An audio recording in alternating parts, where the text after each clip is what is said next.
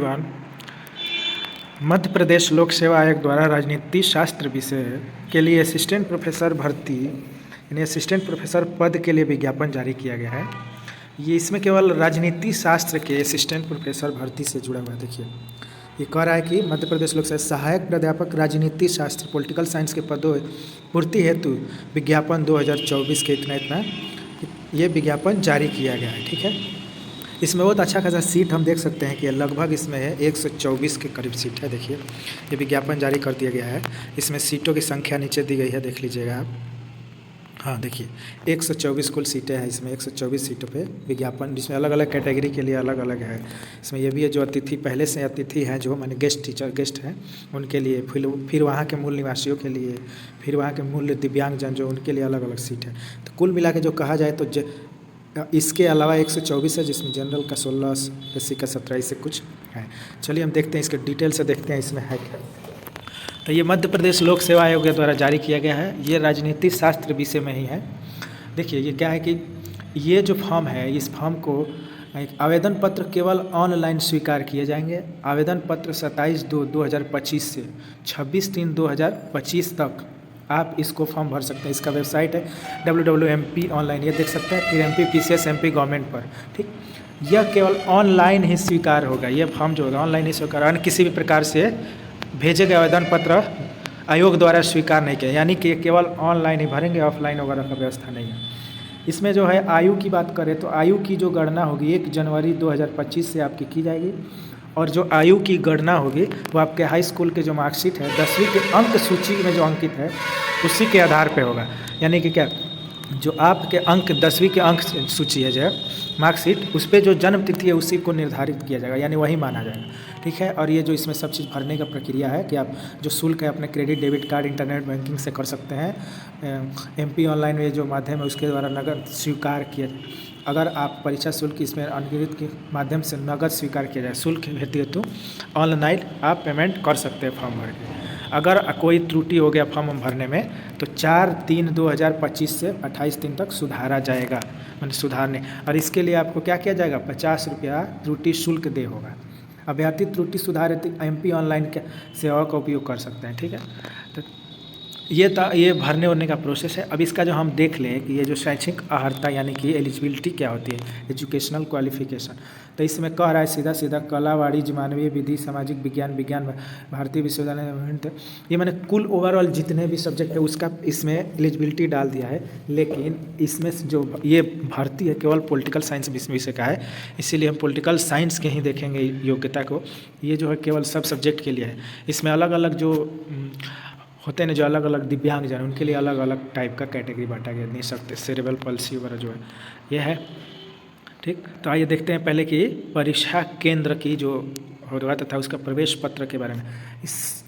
देखिए OMR के आधार पे ये परीक्षा की जाएगी। इसका परीक्षा तिथि घोषित किया गया है, डेट 1/6/2025 को होने की संभावना है। ठीक, प्रवेश पत्र आपका 23/5 को उपलब्ध होगा और ये आपके वेबसाइट जो भी MP PCS का वेबसाइट है उस पर अपलोड कर दिया जाएगा ये सब चीज़ें। अब परीक्षा में जो चयन किया नियम है वो देखिए क्या है। चयन जो होगा चयन है परीक्षा शासन द्वारा समय समय जो संशोधन उनकी संशोधन निर्देशों को लघु सूचीकरण शामिल करके ये सब किया जाएगा। इसका कोई उतना ज़्यादा जानकारी वो नहीं है। बाकी हम आते हैं विज्ञापन पे जो मेन है, आइए देखते हैं यहाँ पे। ये है मध्य रिक्त पदों की कुल संख्या। तो यहाँ पहले देख लीजिए कि सहायक प्राध्यापक राजनीति शास्त्र यानी पॉलिटिकल साइंस विषय, तो पदों की संख्या तो यहाँ दिया है। पदों की कुल संख्या जो सामान्य रूप से 124 है। 124 में आपका जनरल जो UR है अनरिजर्व 16 है, SC का 17, ST का 26, OBC 89, EWS का इतना, यानी कुल मिला के 124 है। बाकी ये जो है ये है रिक्त मध्य प्रदेश के शासकीय महाविद्यालय के अतिथि विद्वानों हेतु, मैंने पहले से जो गेस्ट में है, गेस्ट यानी गेस्ट फैकल्टी में है, उनके लिए ये सीट क्या किया गया, आरक्षित किया गया। फिर यहाँ में मूल निवासी, ये महिलाओं के लिए यानी महिला जो मध्य प्रदेश की मूल निवासी है उनके लिए ये क्या किया गया। फिर यहाँ मध्य प्रदेश के दिव्यांगजनों के लिए क्या है, LD और BH के 4 H के 4 बने। ठीक, ये अलग अलग कैटेगरी में बांट दिया गया है। तो कुल अब देखा जाए जनरल सामान्य है वो क्या 124। ठीक, और उसी तरह का ये दे दिया गया नीचे आपका मुख्य भाग प्रविधि भाग 16 से 104 ये सब। ठीक, नीचे अब आइए देखिए पद का विवरण क्या है। पद है जो पद है आपका विभाग का नाम होगा मध्य प्रदेश शासन उच्च शिक्षा विभाग। जब आपकी भर्ती हो जाएगी तो आप किसके अंडर में रहेंगे? मध्य प्रदेश शासन उच्च शिक्षा विभाग, हायर एजुकेशन डिपार्टमेंट। ये राजपत्रित श्रेणी द्वितीय श्रेणी का होगा। ये पद अस्थाई है, अब ये ध्यान दीजिए, स्थायी पद है। वेतनमान क्या होगा इसका? 57,700। ये लेवल 10 का जॉब होगा। कर्तव्य है माने शिक्षा से संबंधित शैक्षणिक कार्य करेंगे। पद का नाम सहायक प्राध्यापक राजनीतिविद, ठीक। अनिवार्य शैक्षिक कला वाणिज्य माने कि ये सब जो हम बताए वो आपका है। इसमें है कि एक और जो आपका है कि उपरोक्त अभियंता का पूरा लेने के अतिरिक्त अभ्यर्थी द्वारा राष्ट्रीय पात्रता परीक्षा नेट, जो कि विश्वविद्यालय अनुदान आयोग द्वारा संचालित अथवा CSIR द्वारा इसके समतुल्य जिसे UGC द्वारा प्रत्येक हो, स्लेट सेट आदि, ये मध्य प्रदेश द्वारा आयोजित किसी भी सेट परीक्षा सफल अभ्यर्थी ही पात्र होंगे। अन्य राज्यों के सेट और स्लेट सफल अभ्यर्थी पात्र, यानी MP में अगर जो एग्ज़ाम होता है सेट या स्लेट वहीं पास होंगे तो वहीं लोग भर सकते हैं। दूसरे राज्यों में के हैं जो, वो अगर अपने राज्य के कोई टीचर एलिजिबिलिटी टेस्ट पास करके हैं तो वो फॉर्म ये नहीं भर पाएंगे। अदर राज्य वाले या अदर स्टेट वाले, उनके लिए नेट एग्ज़ाम जरूरी है। नेट पास करेंगे, किए हैं, तभी अदर वाले भरेंगे। अदरवाइज अदर स्टेट के जो राज्य लेता है खुद का एग्ज़ाम, वो अगर पास करेंगे, किए होंगे, तो वो MP में नहीं भर पाएंगे। ये है, ठीक। फिर है अगर अभ्यर्थी PhD का उपाधि लिया हो तो वो केवल नियमित पद्धति के द्वारा प्रदान की गई हो। यानी होता है ना कि हाँ PhD जो है हमारा रेगुलर मोड में है कि ऑनलाइन कि ये डिस्टेंस मोड में, तो यहाँ केवल रेगुलर मोड वाला होना चाहिए। शोध प्रबंधन मूल्यांकन कम से कम 2 बाह्य पर्यवेक्षकों द्वारा किया गया हो, यानी 2 बाह्य पर्यवेक्षकों द्वारा किया गया हो तभी मान। PhD के लिए अभ्यर्थी की खुली मौखिक परीक्षा आयोजित की गई हो। अभ्यर्थी अपने PhD कार्य 2 अनुसार, मैंने ये देखा जाए तो जो PhD किए हैं उनके लिए ज़रूरी है, और जो PhD किए रहते हैं वो लगभग ये सब चीज़ें क्राइटेरिया पूरा किए रहे होते हैं। ये जो क्राइटेरिया होता है जो पूरा कर चुके रहते हैं, जो भी PhD व्यक्ति करता है, जो भी, ठीक। अब देखिए यहाँ, अब जो मेन योग्यता है, मेन योग्यता हो गया आपका मध्य प्रदेश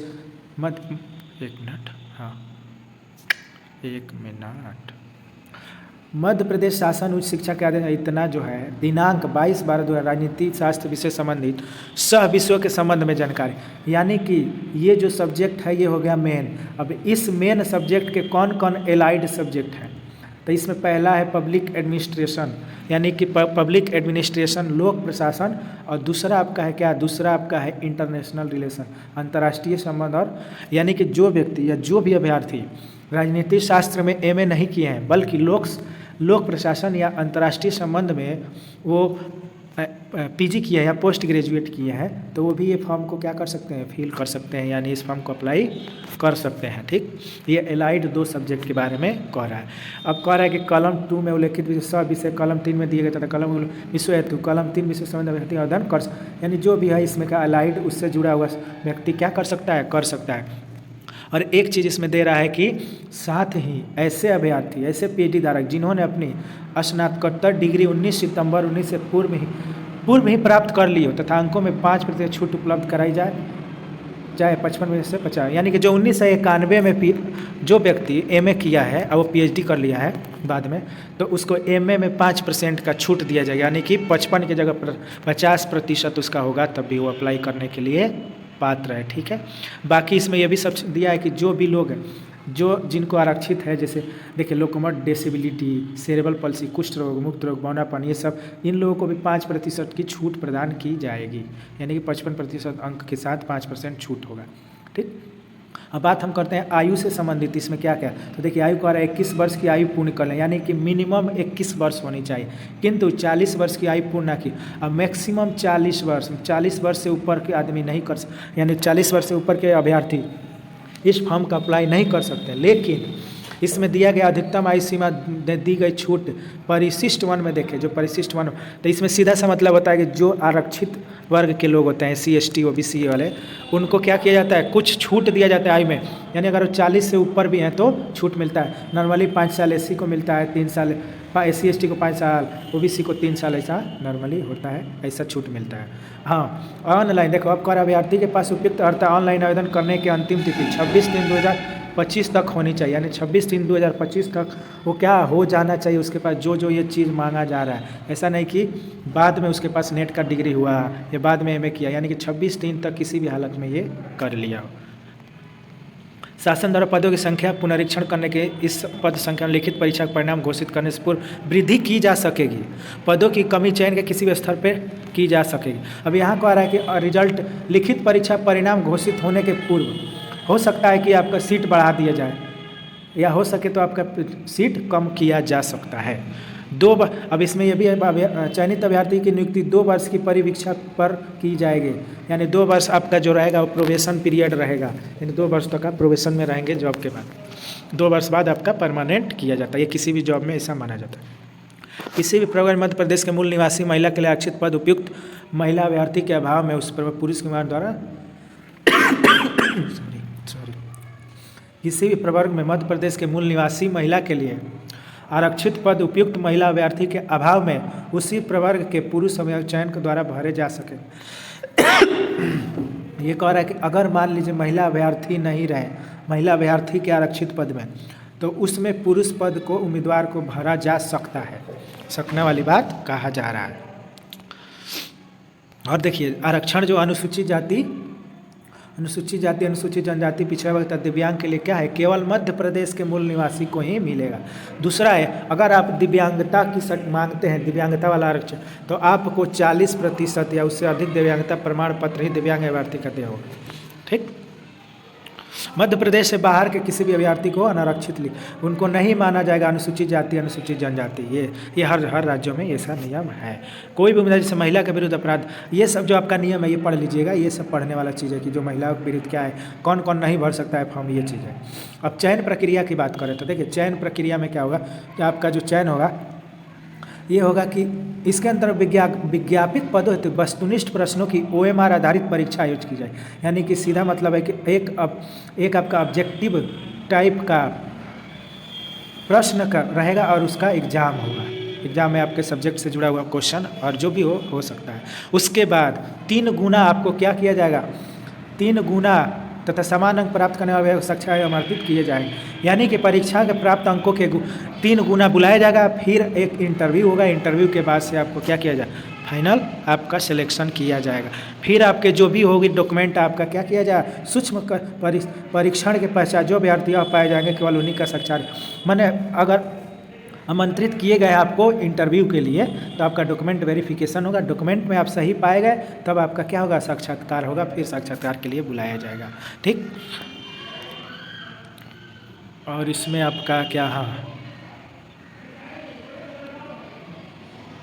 इसमें ऐसा, हाँ एक चीज़ ये भी कह रहा है कि फॉर्म भरने पर यदि प्रश्न आपत्ति हेतु 100 रुपये शुल्क परीक्षा दी है। अब अगर आंसर की वाली बात कह रहा है, कोई भी उत्तर कुंजी आयोग के बेस ऑनलाइन में 5 दिवस की अवधि में अगर मान लीजिए आप एग्जाम दिए आंसर की आ गया तो उसके 5 दिन के अंदर आपको लगता है कि कोई भी आंसर पे हमको डाउट है तो आप क्या कर सकते हैं, 100 रुपया शुल्क देकर प्रति सत्र पोर्टल शुल्क 40 शुल्क देना होगा, यानी 100 रुपया आप क्या कर सकते हैं दे के उस प्रश्न के बारे में आप आपत्ति दर्ज कर सकते। तो देखिए ऐसे प्रश्न जिनका प्राविधिक उत्तर में उत्तर कुंजी में दिए गए विकल्प गलत उत्तर दिया गया है और विकल्पों में से अन्य विकल्प सही है तो प्राविधिक उत्तर कुंजी में संशोधित किया जाएगा। ये हो गया। प्रश्न में अगर हिंदी तथा अंग्रेजी अनुवाद में भिन्नता हो तो भिन्नता की स्थिति में केवल हिंदी अनुवाद ही मान्य होगा। यहाँ पे एक पहली बात है जो हिंदी को ही मान्य किया गया, नहीं तो और सभी एग्जाम में इंग्लिश को मान्य किया जाता है। अगर हिंदी इंग्लिश में भिन्नता है तो इंग्लिश में जो है वही मान्य होगा, लेकिन ये ऐसा एग्ज़ाम है जिसमें हिंदी तथा अंग्रेजी अनुवाद में भिन्नता की स्थिति में केवल हिंदी अनुवाद ही मान्य होगा। ठीक, ऐसे प्रश्न जिनके दिए गए विकल्प में एक से अधिक सही उत्तर है सभी सही उत्तरों का मान्य किया जाएगा, यानी ऐसे प्रश्न दिए गए एक से अधिक है तो यानी उसको मान लिया जाएगा सही उत्तर। ठीक, ऐसे प्रश्न जिनका दिए गए एक भी सही उत्तर ना हो को प्रश्न में विलोपित किया जाएगा। मान लीजिए कोई प्रश्न है जिसमें से विकल्प में से कोई भी आंसर नहीं है तो उसको क्या मान लिया जाएगा, वो प्रश्न को हटा दिया जाएगा आयोग द्वारा। ठीक, तो ये सब तो जो था एग्ज़ाम के बाद वाली प्रोसेस। अब यहाँ हम बात करते हैं कि एग्ज़ाम जो होगा वो कहाँ कहाँ होगा, कौन माने उसका केंद्र सेंटर कहाँ कहाँ बनेंगे। तो सेंटर खासकर एमपी में ही बनेगा और एमपी के बाहर किसी भी राज्य में इसका सेंटर नहीं बनेगा। तो है कहाँ का बनने की स्थिति है, जो देखिए ये हो सकता है भोपाल में बनेगा, भोपाल होगा, इंदौर में, ग्वालियर में, जबलपुर, सागर, उज्जैन, शहडोल, चंबल, रीवा और नर्मदापुरम। ये 10 जगह पे 10 सेंटर बनाया जाएगा। कहाँ पे? एमपी के हर अलग 10 जिलों में। उस अनुसार अपना सेंटर आप चूज कर सकते हैं फॉर्म भरने के दौरान। अब परीक्षा केंद्रों के संबंध में आवेदक ऑनलाइन आवेदन पत्र भरते समय उपरोक्त में से प्राथमिकता के क्रम में 4 परीक्षा शहर का चयन कर, इनमें से 4 आप चयन कर सकते हैं, जिसमें वरीयता क्रम में, मैंने पहले नंबर पे कौन डालना है, दूसरे पे कौन, तीसरे पे कौन, चौथे पर, यानी 4 में से किसी एक पे आपको सेंटर दे दिया जाएगा। अभ्यर्थी की संख्या तथा प्रशासकीय कारण से परीक्षा केंद्रों की संख्या में परिवर्तन किया जा सकता है, यानी 10 से ज़्यादा भी हो सकता है, कम भी हो सकता है, ज़रूरत के अनुसार। यह आवश्यक नहीं कि अभ्यर्थी को उनके द्वारा चयनित केंद्र ही आवंटित किए जाए, तो इसीलिए 4 आपसे चूज करवाए जाएंगे। कोई ज़रूरी नहीं कि जो आप फर्स्ट पे चूज किए वही मिले, हो सकता है सेकंड पे मिले, थर्ड पे मिले, फोर्थ पे मिल जाए, कोई भी मिल सकता है। ठीक, ये सब जानकारी आपको एग्ज़ाम के पहले उसके वेबसाइट पे आपको अपलोड या उपलब्ध करा दी जाएगी। फिर आवेदन की प्रक्रिया देखिए, ऑनलाइन जमा किए जाएंगे और ये सभी चीज़ आपको बता दी गई है। ठीक है,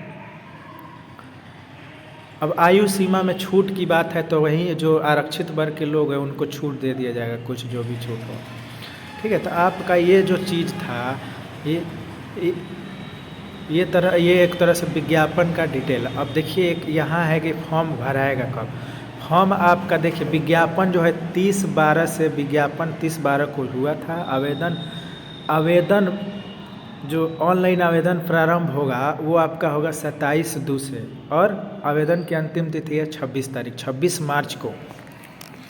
और कोई भी गलती हो तो इसमें सुधार करने की तिथि 4/3/2025, यानी कि 4 तारीख तक आप सुधार कर सकते हैं। अब ऑनलाइन आवेदन में त्रुटि सुधार की अंतिम तिथि है आपका 28/3, 4 से शुरू होगा, 28 तक रहेगा। प्रवेश पत्र उपलब्ध होगा 23/5 को। लिखित परीक्षा आपको 1/6 को है, 1/6 को होगा। इसमें हालांकि संभावित नहीं लिखा है, यानी तो मान के चलिए कि 1 तारीख को ही होगा। और लिखित परीक्षा में सफल अभ्यर्थी है तो दस्तावेज प्रेषित करने की अंतिम तिथि ये समय अभी घोषित नहीं हुआ है। फिर लिखित परीक्षा में सफल अभ्यर्थी है तो विलम्ब शुल्क के साथ दस्तावेज। अब मान लो कोई भी व्यक्ति अपना दस्तावेज समय पे सबमिट नहीं किया, डॉक्यूमेंट नहीं किया, तो उसको विलम्ब शुल्क के माध्यम से फिर से अपलोड करने का मौका दिया जाएगा। फिर साक्षात्कार होगा, उसके बाद आपका अंतिम रूप से रिजल्ट जारी किया जाएगा।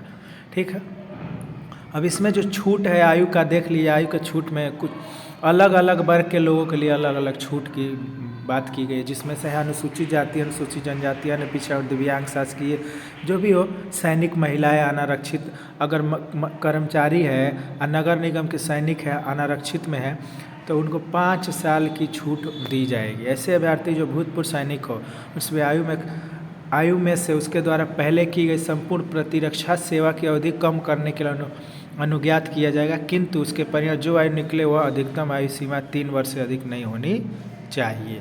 तो ये सब आयु से संबंधित आपका जो भी हो प्रोत्साहन रूप दी गई, माने ये सब मान के चलिए कि एमपी वाले राज्यों में जो एमपी के मेन है उनके लिए। अभी है दस्तावेजों से संबंधित समस्त जितने भी ज़रूरी दस्तावेज है आपके पास होना चाहिए, हाई स्कूल से लेके ये जो कह रहा है आपका पीजी होना चाहिए, नेट होना चाहिए, जितना सब दस्तावेज आपका। अगर आप आरक्षित वर्ग के हैं तो आपको अनुसूचित जाति, अनुसूचित जनजाति या पिछड़ा वर्ग का दस्तावेज भी आपके पास होना चाहिए। ऑनलाइन देखिए, ऑफलाइन जारी जाति प्रमाण पत्र अधिकारी से जारी पदनाम सील, जो मतलब जो आपका सर्टिफिकेट होगा जाति प्रमाण पत्र ऑफलाइन जारी, और उस पर पदनाम का सील, जाति का नाम, ये सब चीज़ होना चाहिए। ये चीज़ नॉर्मली आप जो भी होंगे इस कैटेगरी के उनके पास होता है। ठीक है, अब ये है वहीं सहायक प्राध्यापक मध्य प्रवेश परीक्षा का नाम, ये आपका दस्तावेज का जो संलग्न करना है वो सब चीज़ें हैं। बाकी यहाँ पे है आपका ऑनलाइन आवेदन करने के लिए। हाँ, तो वेबसाइट पे जाइए, आपको वेबसाइट पे उसके बाद क्या करना है, इंटरनेट कैफे या अपने घर पे जो भी फॉर्म भर रहे हैं उस पर जाइए। फिर अभ्यर्थी फॉर्म भरने से पूर्व अपने नवीनतम फोटोग्राफ की पासपोर्ट साइज तथा हस्ताक्षर की स्कैन फाइल तैयार कर लें, जिन्हें ऑनलाइन भरते समय संलग्न करना होगा। यानी आपको फ़ोटो और सिग्नेचर लगेगा। स्कैनिंग पासपोर्ट साइज नवीनतम रंगीन फ़ोटो प्रयोग करें। फ़ोटो खिंचवाते समय रिलैक्स स्थिति में सीधे कैमरे को देखें। ठीक, ये सब चश्मा का प्रयोग करते हैं तो सुनिश्चित करें कोई रिफ्लेक्शन ना हो तो आपकी आँख स्पष्ट दिख रहे हैं। यदि आप चश्मा लगा रहे हैं तो ऐसा नहीं कि रिफ्लेक्ट हो रहा है, चश्मा आँख आपकी स्पष्ट नहीं दिख रही है, इसीलिए वहाँ पे आप ध्यान देख ले या स्पष्ट रूप से देख ले कि ये चीज़ हो नहीं रही। नहीं तो ज़्यादा अगर ना हो कोई दिक्कत तो चश्मा उतार के आप फ़ोटो खिंचवा लें। टोपी, हैट, ये सब जो फ़ोटो का जो नॉर्मल सिस्टम है नॉर्मल, वो सब कह रहा है यहाँ पे। उसके बाद आवेदन आप सबमिट करेंगे जो भी हो। अब यहाँ पे बात हम करते हैं कि आवेदन का जो परीक्षा हेतु आवेदन तथा परीक्षा शुल्क क्या है। अब जो भी मध्य प्रदेश के मूल निवासी जो अपने कैटेगरी में है, जो आरक्षित श्रेणी के अंतर अनुसूचित जाति, अनुसूचित जनजाति, अन्य पिछड़ा वर्ग यानी गैर क्रीमी आर्थिक रूप से कमजोरी, EWS एवं दिव्यांग, इनके लिए 250 रुपये का शुल्क है, यानी फॉर्म भरने का जो शुल्क है।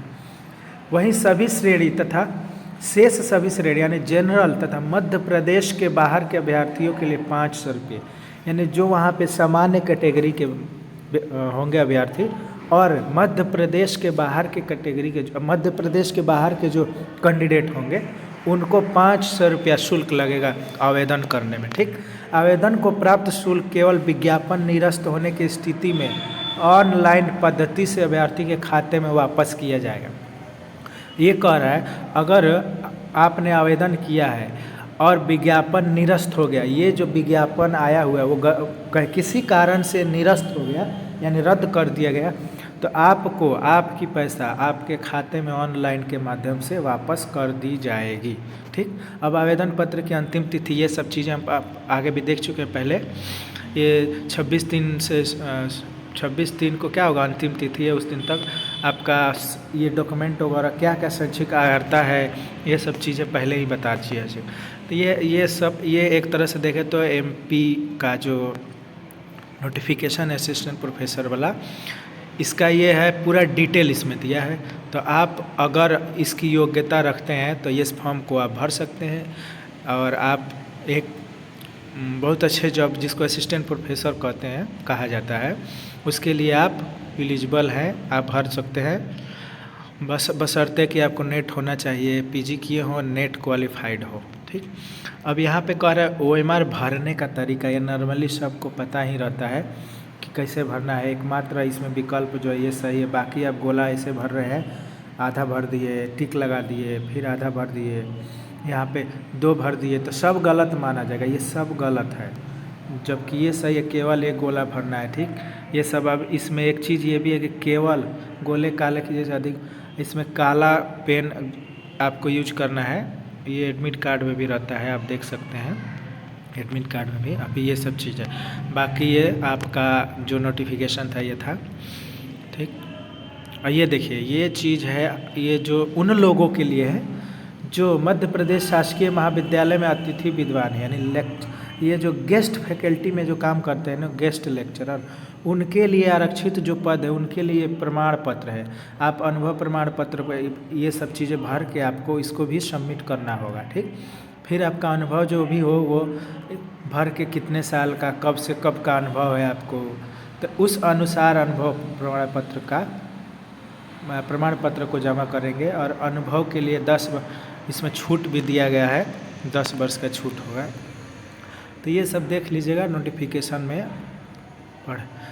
बाकी ये पूरा नोटिफिकेशन था। ठीक, जो MPPCS असिस्टेंट प्रोफेसर के लिए था। तो मुझे लग रहा है बहुत अच्छा एक तरह से मौका है, जो असिस्टेंट प्रोफेसर बनना चाह रहे हैं, जो PG कर चुके हैं, नेट क्वालिफाइड है, तो ये वो भी पॉलिटिकल साइंस वाले ही केवल भर सकते हैं। तो भरिएगा फॉर्म। ठीक है, चलिए।